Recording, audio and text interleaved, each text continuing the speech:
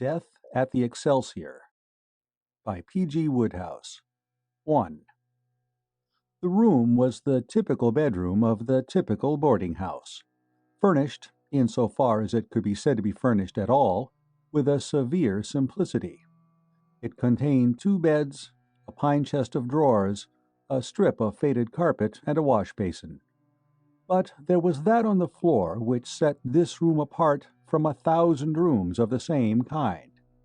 Flat on his back, with his hands tightly clenched and one leg twisted oddly under him, and with his teeth gleaming through his gray beard in a horrible grin, Captain John Gunner stared up at the ceiling with eyes that saw nothing.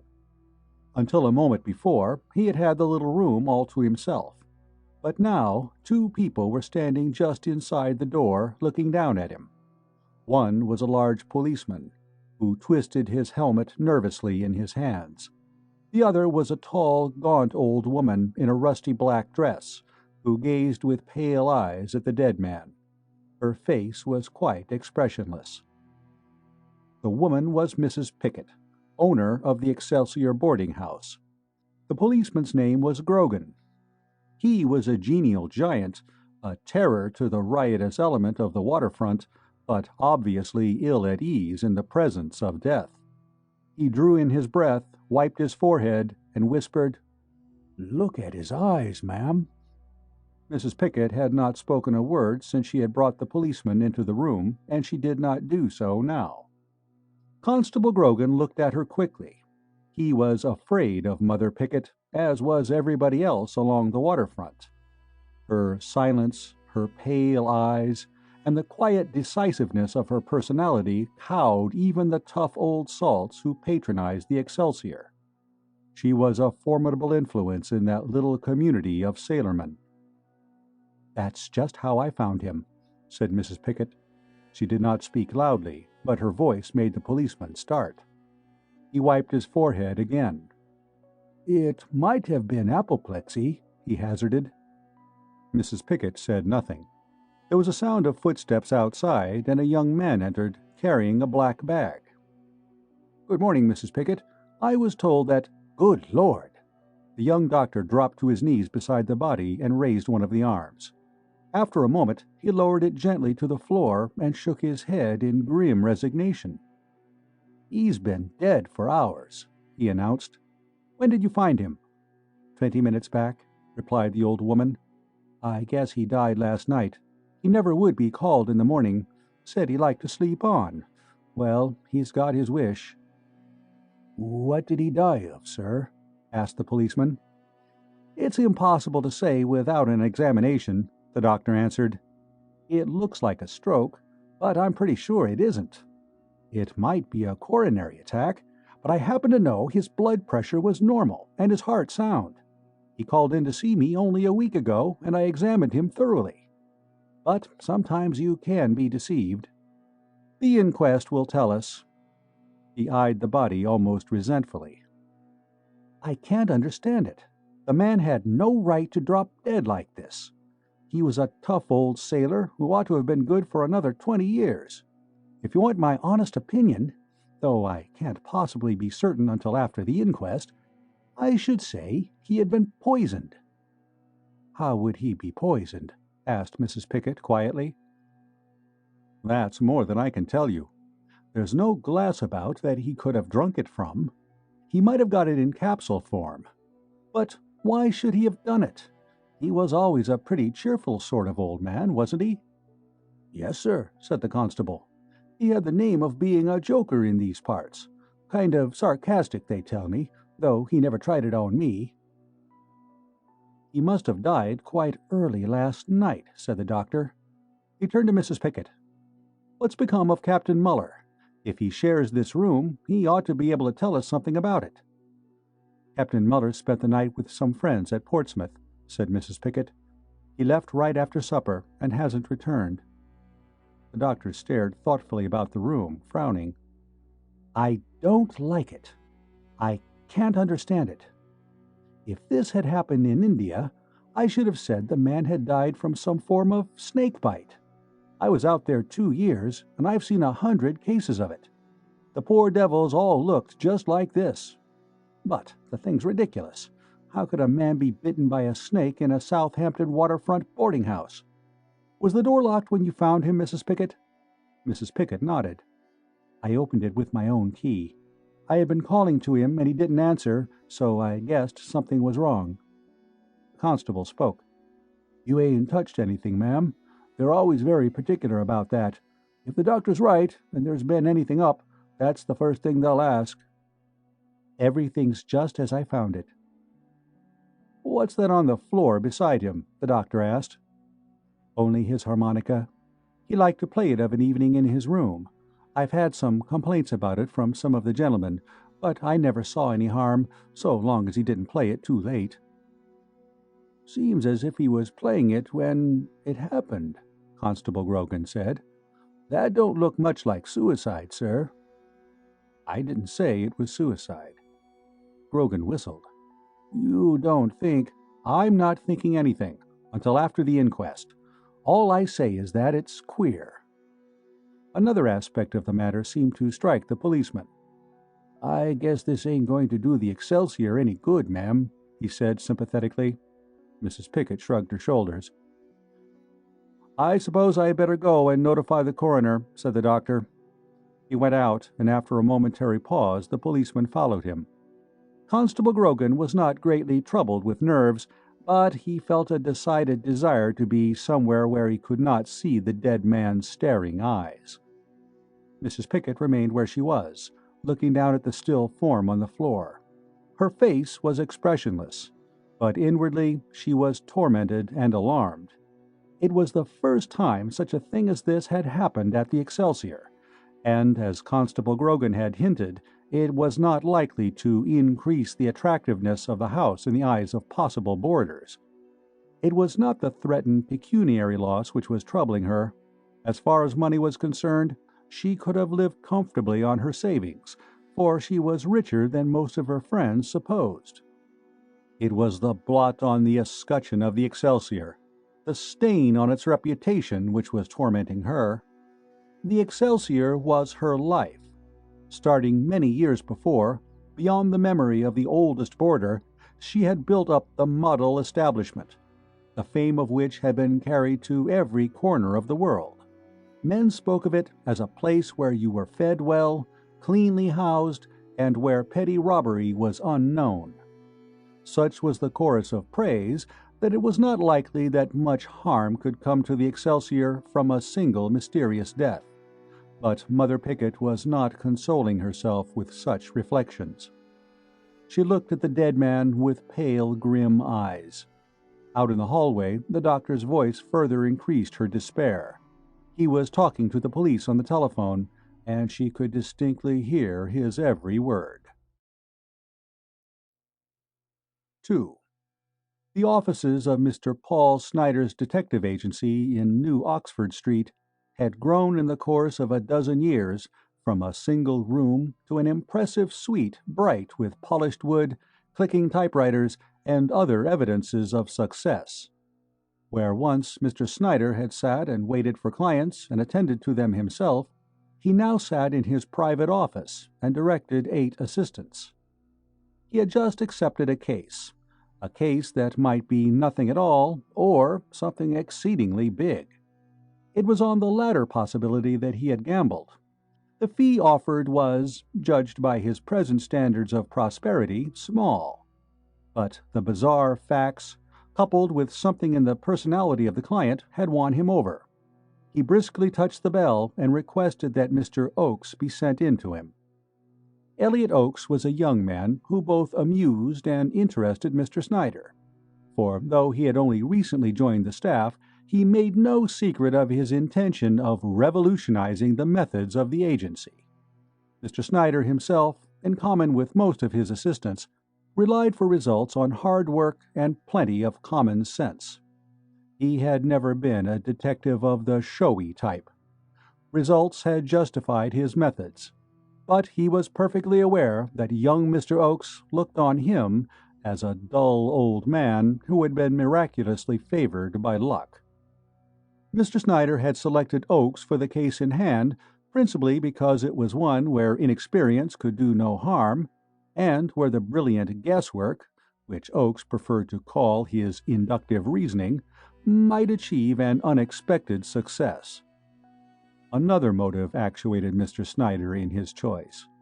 He had a strong suspicion that the conduct of this case was going to have the beneficial result of lowering Oakes' self-esteem.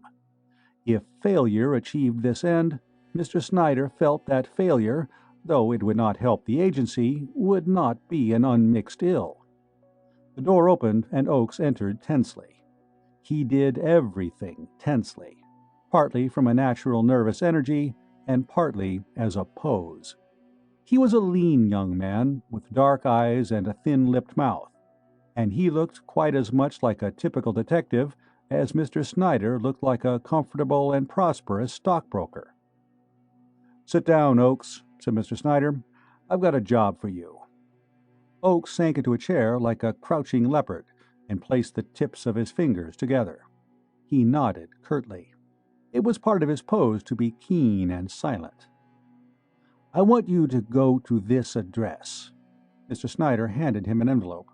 "And look around. The address on that envelope is of a sailor's boarding house down in Southampton. You know the sort of place. Retired sea captains and so forth live there. All most respectable. In all its history, nothing more sensational has ever happened than a case of suspected cheating at Halfpenny Nap. Well, a man had died there." "Murdered?" Oakes asked. "I don't know. That's for you to find out. The coroner left it open. Death by misadventure was the verdict, and I don't blame him. I don't see how it could have been murder. The door was locked on the inside, so nobody could have got in." "The window?" "The window was open, granted, but the room is on the second floor. Anyway, you may dismiss the window.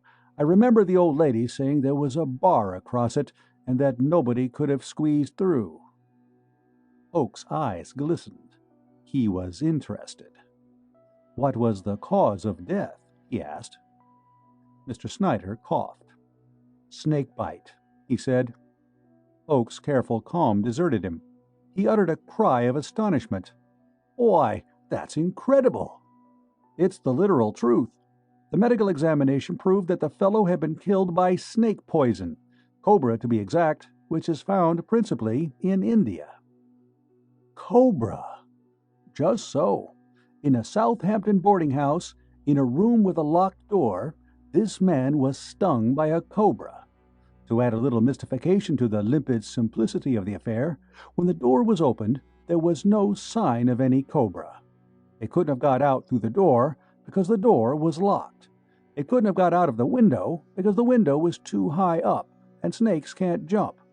And it couldn't have gotten up the chimney because there was no chimney. So there you have it." He looked at Oakes with a certain quiet satisfaction. It had come to his ears that Oakes had been heard to complain of the infantile nature and unworthiness of the last two cases to which he had been assigned. He had even said that he hoped some day to be given a problem which should be beyond the reasoning powers of a child of 6.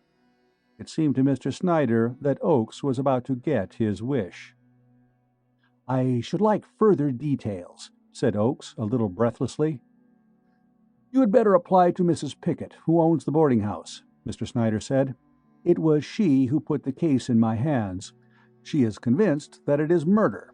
But if we exclude ghosts, I don't see how any third party could have taken a hand in the thing at all.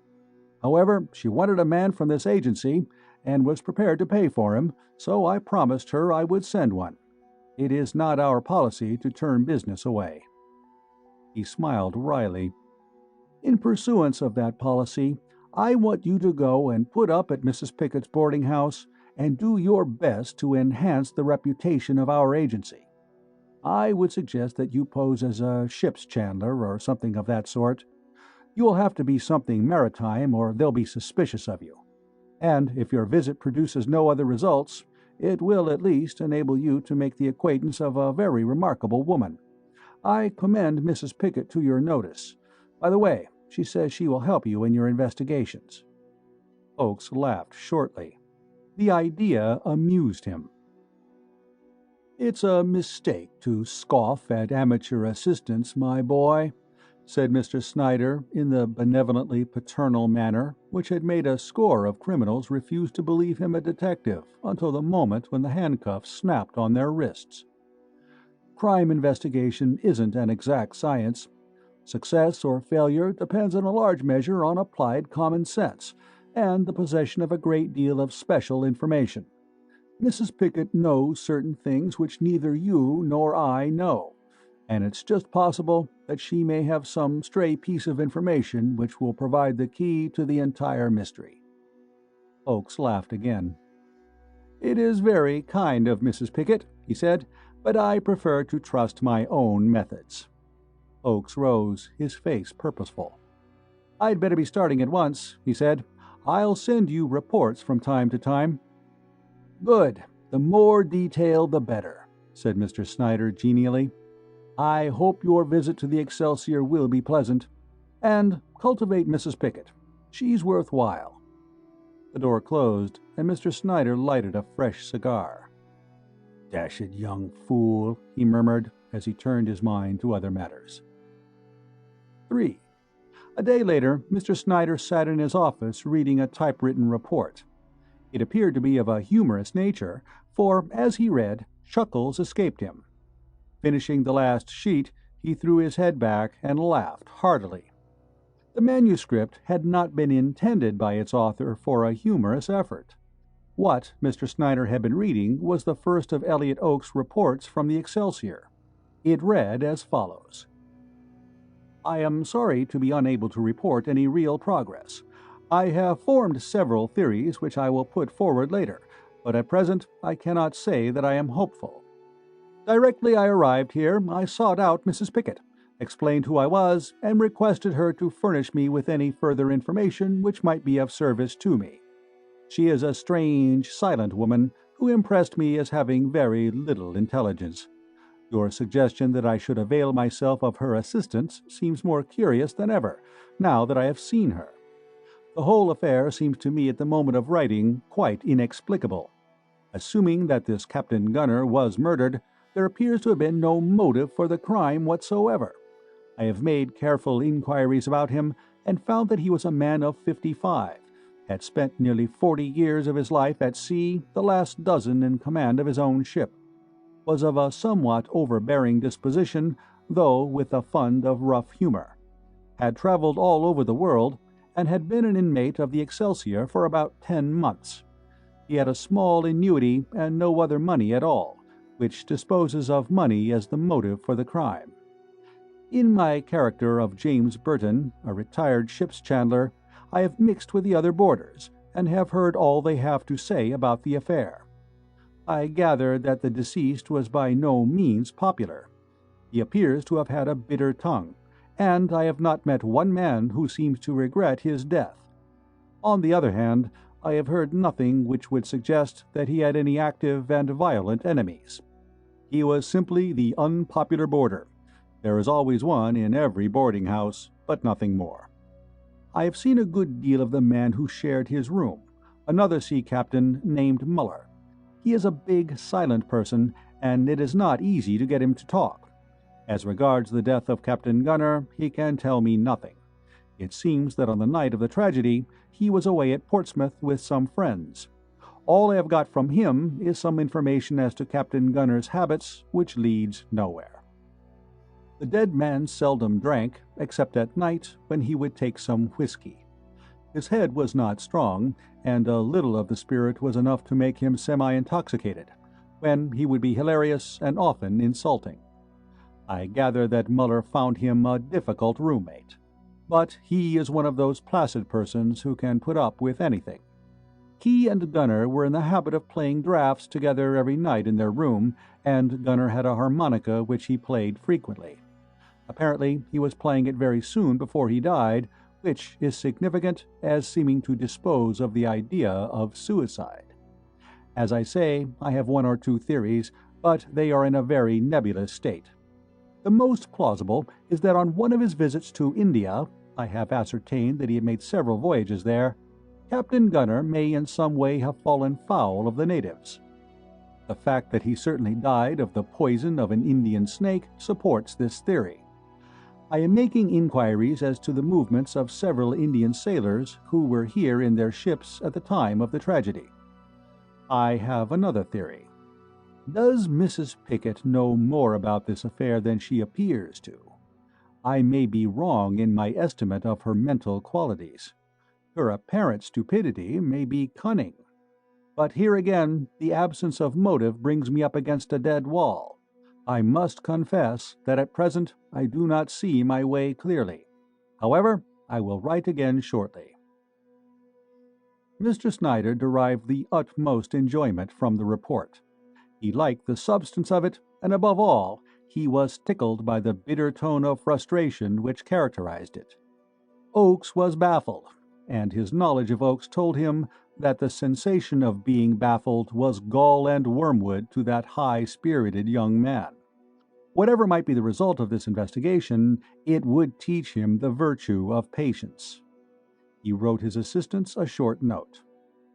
Dear Oaks, your report received. You certainly seem to have got the hard case, which I hear you were pining for. Don't build too much on plausible motives in a case of this sort. Fauntleroy, the London murderer, killed a woman for no other reason than that she had thick ankles. Many years ago, I myself was on a case where a man murdered an intimate friend because of a dispute about a bet. My experience is that 5 murderers out of 10 act on the whim of the moment, without anything which, properly speaking, you could call a motive at all. Yours very cordially, Paul Snyder. P.S. I don't think much of your Pickett theory. However, you're in charge. I wish you luck. 4. Young Mr. Oaks was not enjoying himself. For the first time in his life, the self-confidence which characterized all his actions seemed to be failing him. The change had taken place almost overnight. The fact that the case had the appearance of presenting the unusual had merely stimulated him at first, but then doubts had crept in and the problem had begun to appear insoluble. True, he had only just taken it up, but something told him that for all the progress he was likely to make, he might just as well have been working on it steadily for a month. He was completely baffled, and every moment which he spent in the Excelsior boarding house made it clearer to him that that infernal old woman with the pale eyes thought him an incompetent fool. It was that, more than anything, which made him acutely conscious of his lack of success. His nerves were being sorely troubled by the quiet scorn of Mrs. Pickett's gaze. He began to think that perhaps he had been a shade too self-confident and abrupt in the short interview which he had had with her on his arrival. As might have been expected, his first act, after his brief interview with Mrs. Pickett, was to examine the room where the tragedy had taken place. The body was gone, but otherwise nothing had been moved. Oaks belonged to the magnifying glass school of detection. The first thing he did on entering the room was to make a careful examination of the floor, the walls, the furniture, and the window-sill. He would have hotly denied the assertion that he did this because it looked well, but he would have been hard put to it to advance any other reason. If he discovered anything, his discoveries were entirely negative, and served only to deepen the mystery of the case. As Mrs. Snyder had said, there was no chimney, and nobody could have entered through the locked door. There remained the window. It was small, and apprehensiveness, perhaps, of the possibility of burglars had caused the proprietress to make it doubly secure with an iron bar. No human being could have squeezed his way through it. It was late that night that he wrote and dispatched to headquarters the report which had amused Mr. Snyder. 5. 2 days later, Mr. Snyder sat at his desk, staring with wide, unbelieving eyes at a telegram he had just received. It read as follows: "Have solved Gunner mystery. Returning. Oaks." Mr. Snyder narrowed his eyes and rang the bell. "Send Mr. Oaks to me directly he arrives," he said. He was pained to find that his chief emotion was one of bitter annoyance. The swift solution of such an apparently insoluble problem would reflect the highest credit on the agency, and there were picturesque circumstances connected with the case which would make it popular with the newspapers and lead to its being given a great deal of publicity. Yet, in spite of all this, Mr. Snyder was annoyed. He realized now how large a part the desire to reduce Oak's self-esteem had played with him. He further realized, looking at the thing honestly, that he had been firmly convinced that the young man would not come within a mile of reasonable solution of the mystery. He had desired only that his failure would prove a valuable educational experience for him, for he believed that failure at this particular point in his career would make Oakes a more valuable asset to the agency. But now here Oakes was, within a ridiculously short space of time, returning to the fold, not humble and defeated, but triumphant. Mr. Snyder looked forward with apprehension to the young man's probable demeanor under the intoxicating influence of victory. His apprehensions were well grounded. He had barely finished the third of a series of cigars, which, like milestones, marked the progress of his afternoon, when the door opened and young Oakes entered. Mr. Snyder could not repress a faint moan at the sight of him. One glance was enough to tell him that his worst fears were realized. "I got your telegram," said Mr. Snyder. Oakes nodded. "It surprised you, eh?" he asked. Mr. Snyder resented the patronizing tone of the question, but he had resigned himself to be patronized and keep his anger in check. "Yes," he replied, "I must say it did surprise me. I didn't gather from your report that you had even found a clue. Was it the Indian theory that turned the trick?" Oakes laughed tolerantly. "Oh, I never really believed that preposterous theory for one moment. I just put it in to round out my report. I hadn't begun to think about the case then, not really think." Mr. Snyder, nearly exploding with wrath, extended his cigar case. "Light up and tell me all about it," he said, controlling his anger. "Well, I won't say I haven't earned this," said Oakes, puffing away. He let the ash of his cigar fall delicately to the floor, another action which seemed significant to his employer. As a rule, his assistants, unless particularly pleased with themselves, used the ashtray. "My first act on arriving," Oakes said, "was to have a talk with Mrs. Pickett, a very dull old woman. Curious, she struck me as rather intelligent. Not on your life. She gave me no assistance whatever. I then examined the room where the death had taken place. It was exactly as you described it. There was no chimney, the door had been locked on the inside, the one window was very high up. At first sight, it looked extremely unpromising. Then I had a chat with some of the other boarders. They had nothing of any importance to contribute. Most of them simply gibbered. I then gave up trying to get help from the outside and resolved to rely on my own intelligence." He smiled triumphantly. "It is a theory of mine, Mr. Snyder, which I have found valuable, that in 9 cases out of 10, remarkable things don't happen." "I don't quite follow you there," Mr. Snyder interrupted. "I will put it another way, if you like.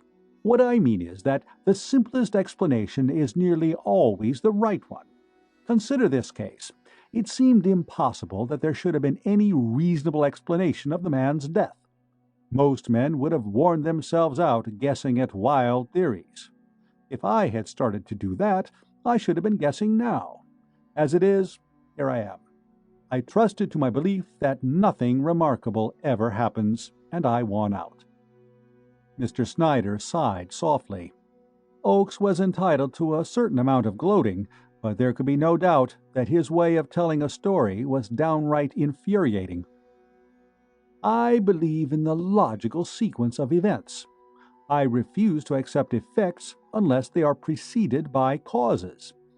In other words, with all due respect to your possibly contrary opinions, Mr. Snyder, I simply decline to believe in a murder unless there is a motive for it. The first thing I set myself to ascertain was, What was the motive for the murder of Captain Gunner? And after thinking it over and making every possible inquiry, I decided that there was no motive. Therefore, there was no murder.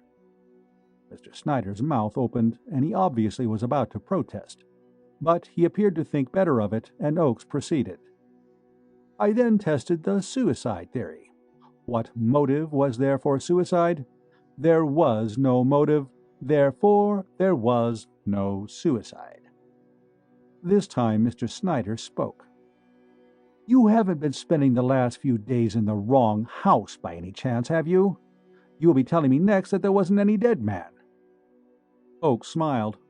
Not at all. Captain John Gunner was dead all right.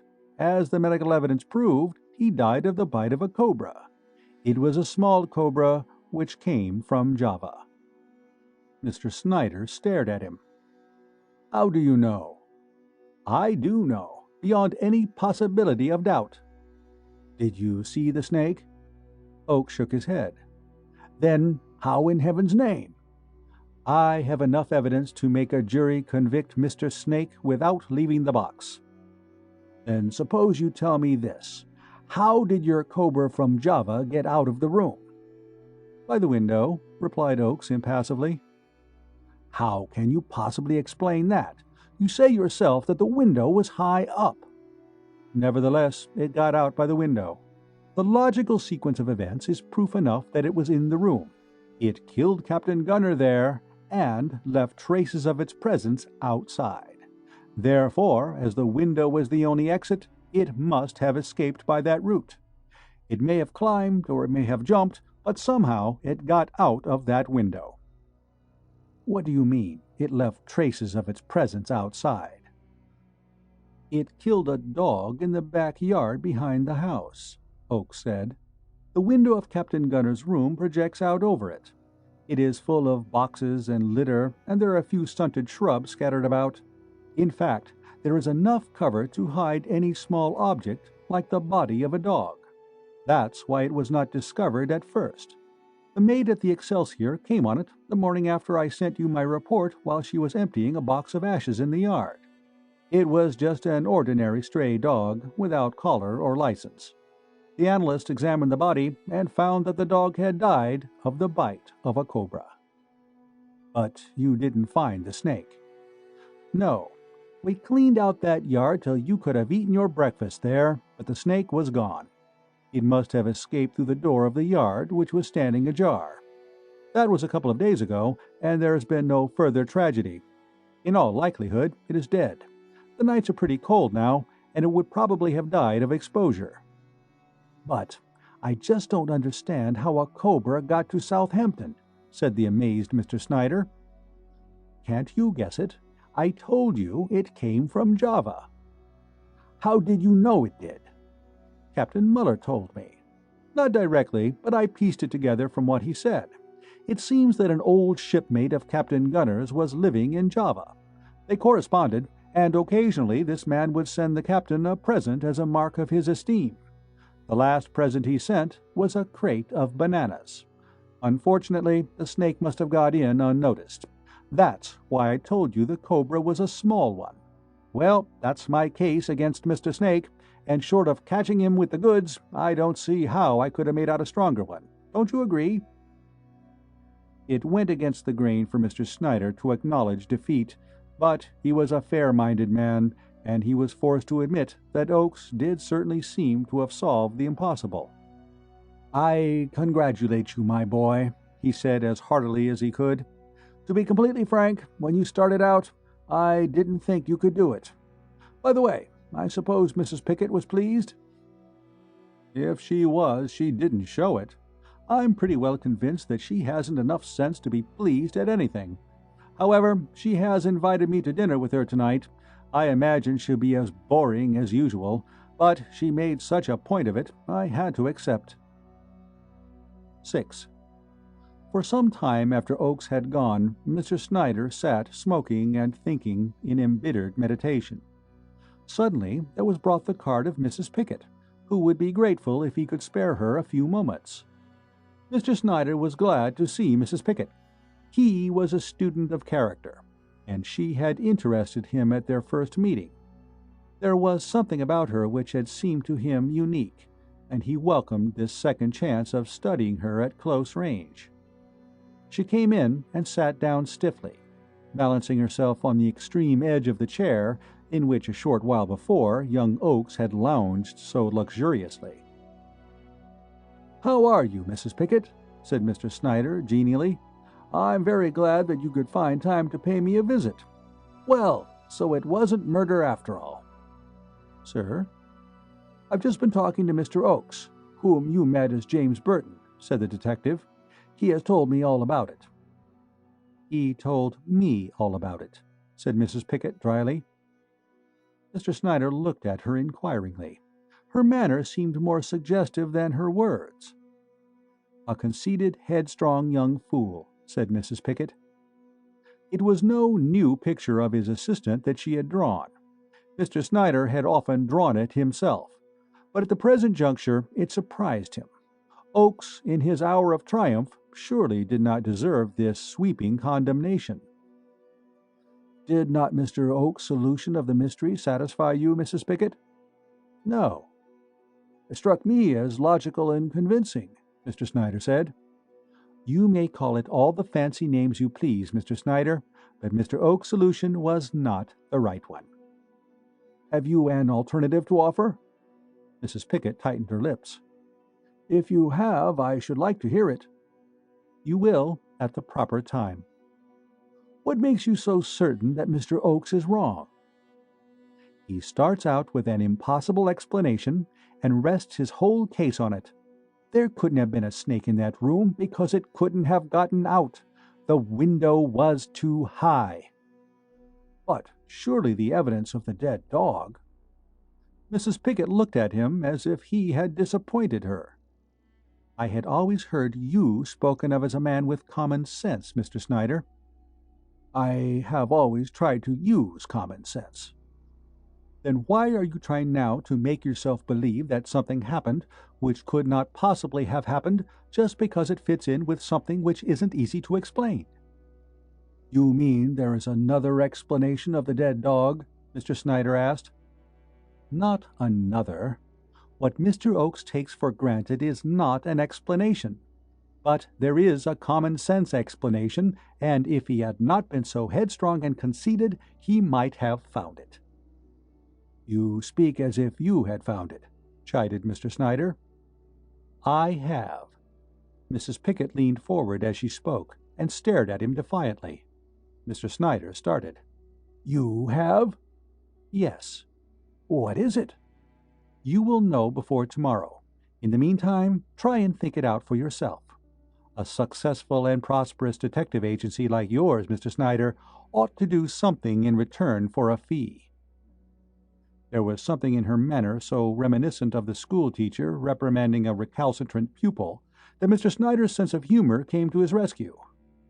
"We do our best, Mrs. Pickett," he said, "but you mustn't forget that we are only human and cannot guarantee results." Mrs. Pickett did not pursue the subject. Instead, she proceeded to astonish Mr. Snyder by asking him to swear out a warrant for the arrest of a man known to them both on a charge of murder. Mr. Snyder's breath was not often taken away in his own office. As a rule, he received his client's communications calmly, strange as they often were. But at her words, he gasped. The thought crossed his mind that Mrs. Pickett might well be mentally unbalanced. The details of the case were fresh in his memory, and he distinctly recollected that the person she mentioned had been away from the boarding-house on the night of Captain Gunner's death, and could, he imagined, produce witnesses to prove it. Mrs. Pickett was regarding him with an unfaltering stare. To all outward appearances she was the opposite of unbalanced. "But you can't swear out a warrant without evidence," he told her. "I have evidence," she replied firmly. "Precisely what kind of evidence?" he demanded.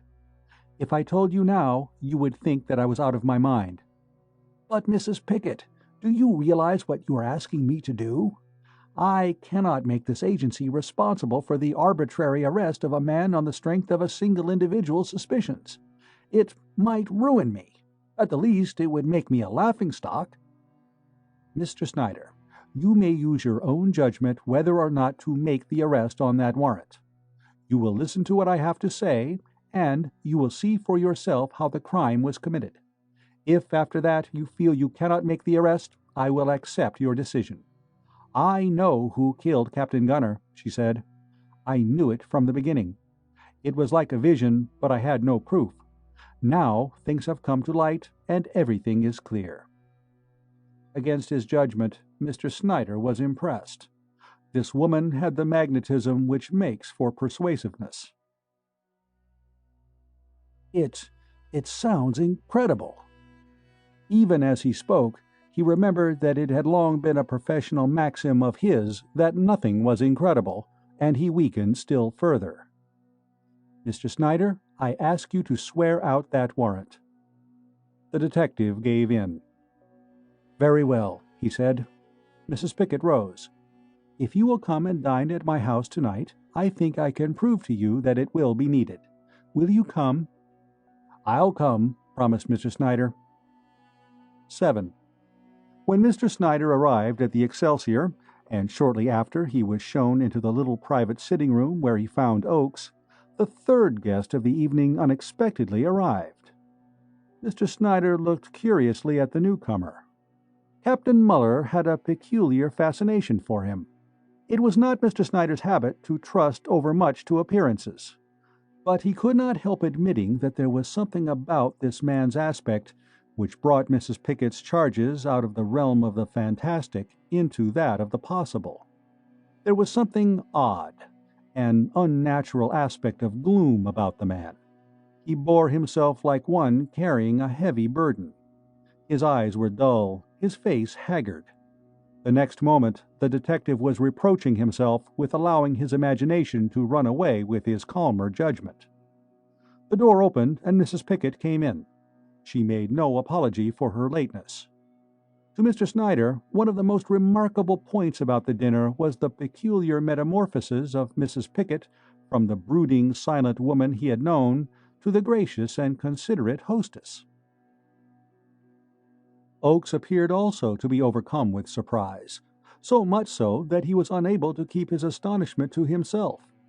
He had come prepared to endure a dull evening absorbed in grim silence, and he found himself instead opposite a bottle of champagne of a brand and year which commanded his utmost respect. What was even more incredible, his hostess had transformed herself into a pleasant old lady whose only aim seemed to be to make him feel at home. Beside each of the guests' plates was a neat paper parcel. Oaks picked his up and stared at it in wonderment. "Why, this is more than a party souvenir, Mrs. Pickett," he said. "It's the kind of mechanical marvel I've always wanted to have on my desk." "I'm glad you like it, Mr. Oaks," Mrs. Pickett said, smiling. "You must not think of me simply as a tired old woman whom age has completely defeated. I am an ambitious hostess. When I give these little parties, I like to make them a success. I want each of you to remember this dinner." "I'm sure I will." Mrs. Pickett smiled again. "I think you all will. You, Mr. Snyder," she paused, "and you, Captain Muller." To Mr. Snyder there was so much meaning in her voice as she said this that he was amazed that it conveyed no warning to Muller. Captain Muller, however, was already drinking heavily. He looked up when addressed and uttered a sound which might have been taken for an expression of polite acquiescence. Then he filled his glass again.